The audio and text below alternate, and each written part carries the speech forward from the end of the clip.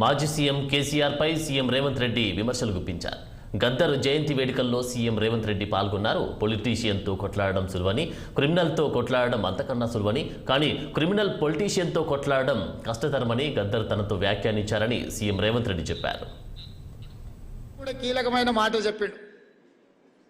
ఇంటికి వచ్చిన నా మనవన్ని ఆశీర్వదించడానికి ఆ సందర్భంగా ఇంకొక మాట చెప్పిండు గద్దరన్న.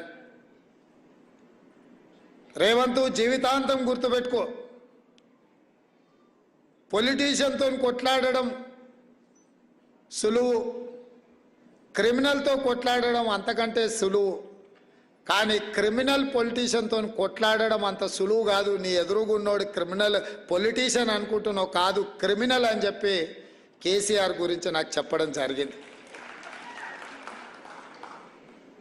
అందుకే ఆ క్రిమినల్ పొలిటీషియన్తో మేము కాదు, మీరందరూ కలిసి వచ్చి తోడుగా ఉండి గద్దెని దించి ఈ ప్రభుత్వాన్ని ఏర్పాటు చేసినాం.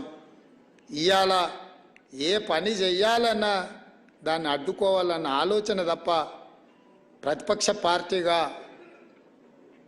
ప్రజలకు మేలు జరిగే సలహాలు సూచనలు ఇవ్వడం మానేసి శాపనార్థాలు పెట్టుకుంటూ తిరుగుతున్నారు. ఇట్లాంటి శాపనార్థాలకు కాంగ్రెస్ పార్టీ ఎప్పుడు భయపడదు. కాంగ్రెస్ పార్టీ ప్రజలకు స్వతంత్రం అవసరమైనప్పుడే